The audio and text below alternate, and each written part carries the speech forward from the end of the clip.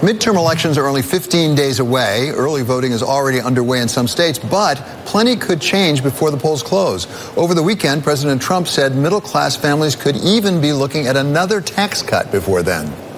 We're looking at a major tax cut for middle-income people who need it. What was your time frame for that? I would say sometime around the 1st of November, maybe a little before that. That promise came as a surprise to policymakers, baffling members of the president's own party. Here with our midterm update is our political panel, David Goodfriend of counsel to Weiner, Brodsky, Sidman, and Kiter, and former Deputy Staff Secretary President Clinton. He's coming to us from Washington. And here in New York, Jen Kerns, Republican strategist who's worked for the California Republican Party and was the communications strategist for the 2013 campaign to recall 2 Colorado state senators. Boy, these are some resumes you guys have. So, Jen, let's start with you. You're never baffled. You tend to associate with the Republicans. What's he talking about? Well, I was a bit baffled this morning when I heard you were going to be talking about this, and I immediately started working the phones. Talked with members of the House leadership. They said that they do not believe at this time there's any plan to bring Congress back into session before the midterms. They believe what the president was referring to in those remarks there that you just saw were the permanent, making those tax cuts permanent from the American Tax Cuts and Jobs Act. And Congress actually did that. The House actually did that. These are things like increasing the standard deduction, which gives people more take-home pay. So it does impact the middle class. That may have been what President Trump was referring to. It also expands the eligibility and the amount for the child tax care credit. That also may be what he was referring to there to impact the middle class. However, the trick here, there's always a fly in the ointment. As you know, the Senate has not yet acted on that. So exactly. The House said it's up to the Senate. Exactly, David. So if that's what it is, and that would answer the question, if that's what it is, that's already been voted out, as I recall, in the House, but the Senate has said no way, no how. In the meantime, there was a leaked poll result coming out of the RNC, the Republican National Committee, saying that basically Americans believe that those first round of tax cuts really went for the wealthy and for corporations. Would this be enough, if they could get this through the Senate, to take care of that problem? Well, I have to commend my Republican colleague who just gave a valiant effort at trying to explain President Trump, but I think it fails for 2 reasons. Number one, I think President Trump is reading the same polls we are, and you just showed one of them, and that is people really do not believe that the major tax legislation that he pushed through and the Republicans got enacted would help a middle class or low class families at all. In fact, it's polling rather poorly. That's why you don't hear Republican candidates or Republican incumbents crowing about it. It's actually an embarrassment to the Republican Party, and they're losing, not winning that fight. So for the president to say, don't worry, don't worry, don't worry. I know I just got done the biggest tax reform in years and it didn't help you one iota, but help is on the way. It rings a little disingenuous, especially when you consider that Congress is out of session until the election. So his timing, saying November 1, is a little disingenuous. But I think it's important to focus on how people vote in midterms. And we're going to talk about some more of this in the segment here, but for Democrats and Republicans, each of them are motivated generally by different issues. And in this case, I think the Republican Party is doing damage control to try to preserve what they thought was going to be their leading issue going into the midterms, and that's tax reform. It isn't working for them. Well, so let's talk about one of the things that may motivate the Republicans, Jen, and that is immigration. Because as we see that dramatic video over the weekend of those men and women with their babies climbing over the fences, is that going to resonate for the Republican base to say, goodness gracious, what's going on with that southern border?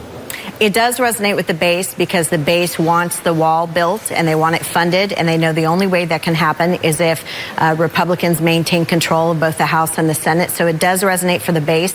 It also resonates, interestingly enough, David, with the independent voters. And we saw a poll, Rasmussen and a couple of others did a poll recently in the last wave of the caravan that came through that said independent voters, 2/3 of them actually blamed the parents that were bringing the kids over the border rather than President Trump and the administration for those policies, that they were actually to blame. And going back to David's point here about what people care about in the midterms, people may not know the wonky terms that we use, the American Tax Cuts and Jobs Act, and they may not understand fiscal policy at the Main Street level. But I'll tell you what they do understand. People do understand that they've got money in their pocket for the first time that they didn't have in the 8 years of Barack Obama's administration.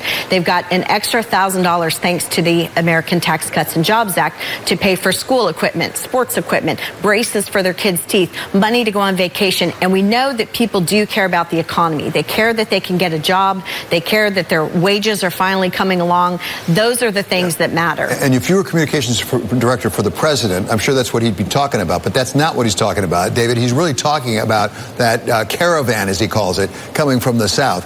Could this be a way, actually, of appealing to some of the women who might otherwise be turned off by the Republicans because they would be concerned about the security he's talking about? Well, there's no doubt that a plurality of Republicans list immigration as their first issue. According to a recent Kaiser Family Foundation poll, 29% of Republicans say immigration is number one. That's a plurality. That's not a majority of Republicans. But to my colleague's point, that is an issue for the base that they care about. The problem for the president and for Republicans generally is that they're kind of caught between a rock and a hard place when it comes to immigration.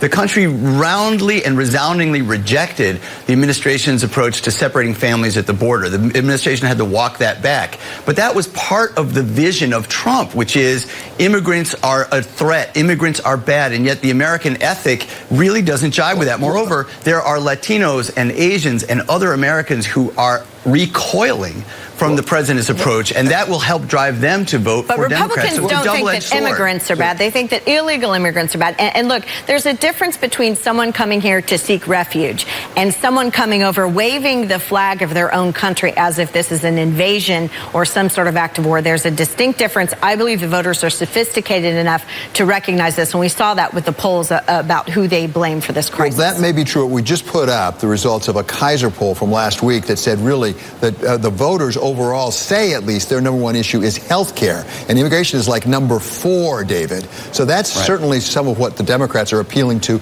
in this election.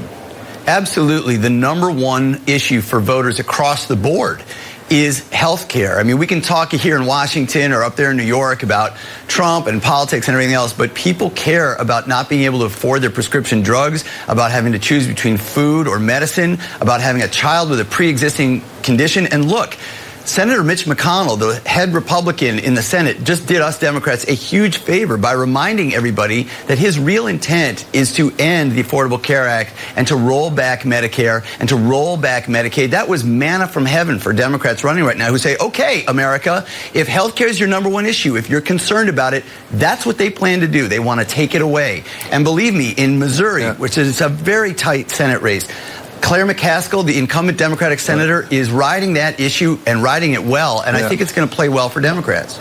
Well, I do agree with David.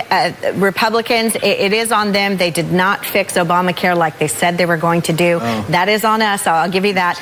But we do have President Trump now saying he will actually work with Democrats after the midterms on bringing down prescription drug prices. We know pharma, who's been really accused of being behind the spike in drug prices, is now back at the table looking to drive down costs for American families.